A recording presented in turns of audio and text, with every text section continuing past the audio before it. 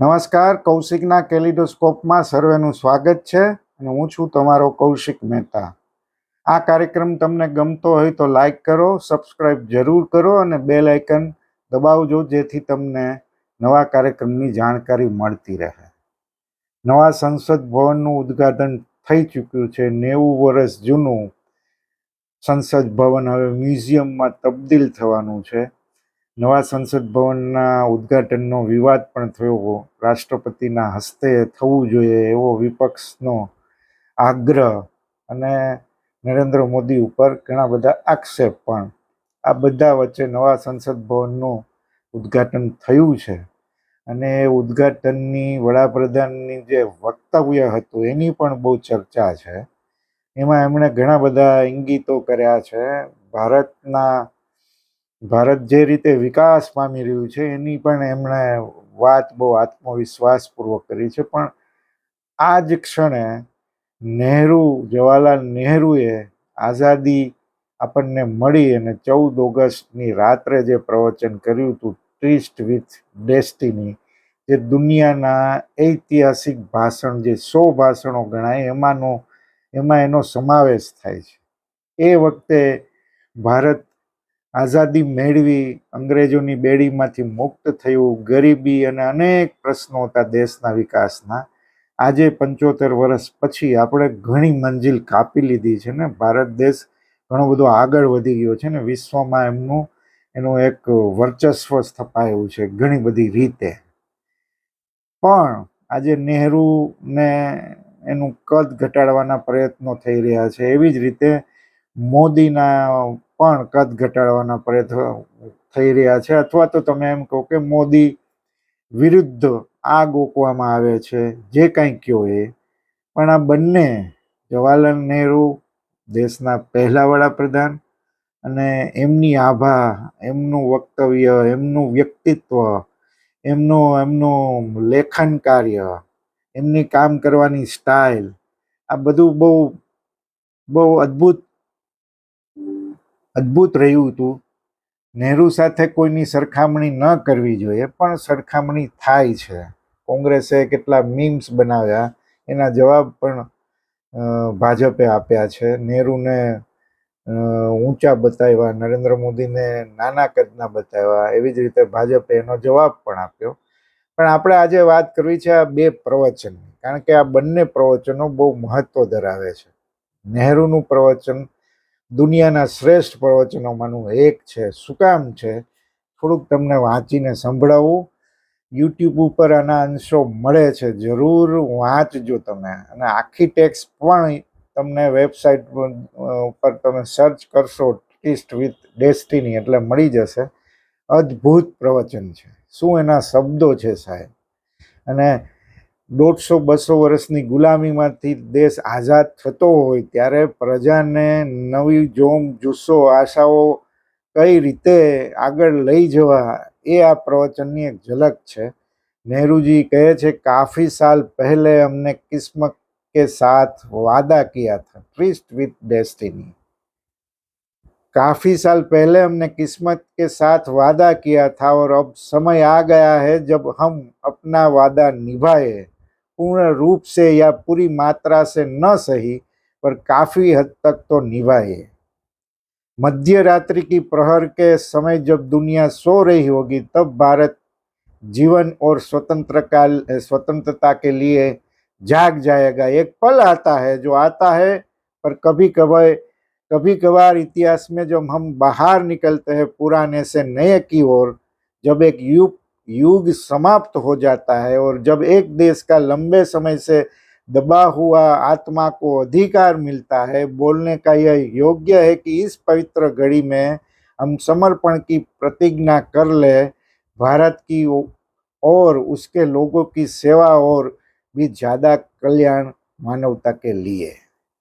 बहुत अद्भुत बोला है. इतिहास के प्रभात से ही भारत आरंभ कर दिया है. भारत ने कभी समाप्त न होने वाली तलाश और लापता हुए सदियों से भरे हुए आश्चर्यजनक और भव्यता से भरी उसकी सफलताएं और उसकी असफलताएं, अच्छा और खराब संयोग समान रूप से ही उसने देखा है और कभी कभी उस खोज पर दृष्टि खोया नहीं अथवा भूला नहीं। उन आदर्शों को जो उसे शक्ति दी आज हम समाप्त करते हैं एक दुर्भाग्य का युग, और भारत को फिर से अपने आप को खोज पा रहा है।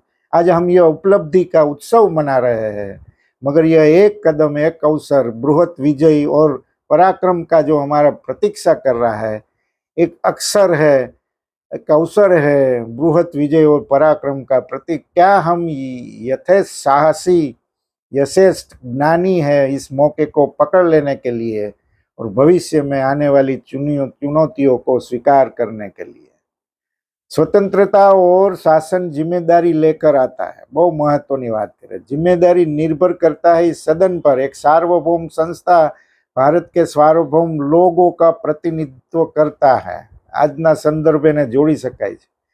स्वतंत्रता के जन्म से पहले हमने झेला है बहुत सारे प्रसव वेदना, और हमारे दिल इस दुख की याद से भरा युक्त हो गया है। उनमें से कुछ दर्द अभी भी जारी है, तथापि भूतकाल खत्म हो गया है और हम भविष्य हमें अभी इशारे से बुला रही है।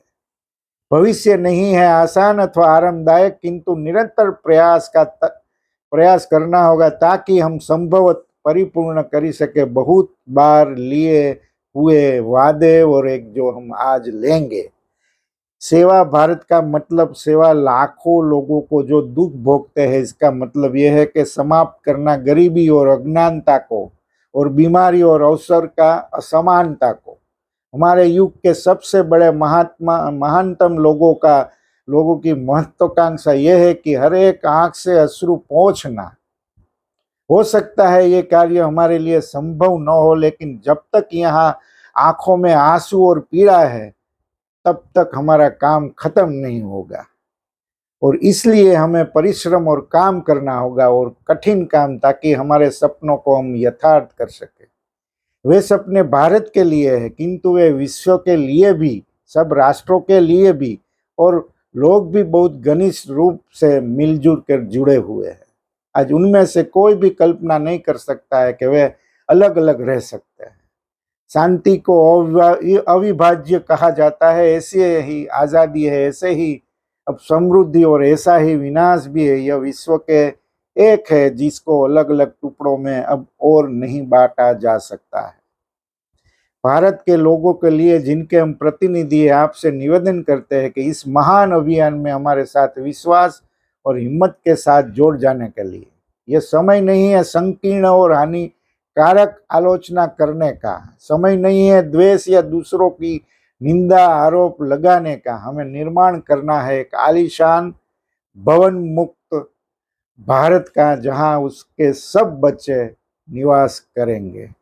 આ બહુ અદ્ભુત પ્રવચન છે। અને છેલ્લે એ વાત કરે છે કે सभी देशों के लिए और पृथ्वी के लोगों के लिए हम भेजते हैं अभिनंदन, और हम स्वयं प्रतिज्ञा करते हैं कि उनके साथ सहयोग करेंगे शांति, आज़ादी और लोकतंत्र को बढ़ावा देने के लिए। और भारत के लिए हमारे अति प्रिय मातृभूमि प्राचीन, अनंत और हमेशा नई हम अदा करते हैं हमारी नम्र श्रद्धांजलि, और हमने आपको एकजुट करके नए सिरे से उसकी सेवा करते हैं। जय हिंद।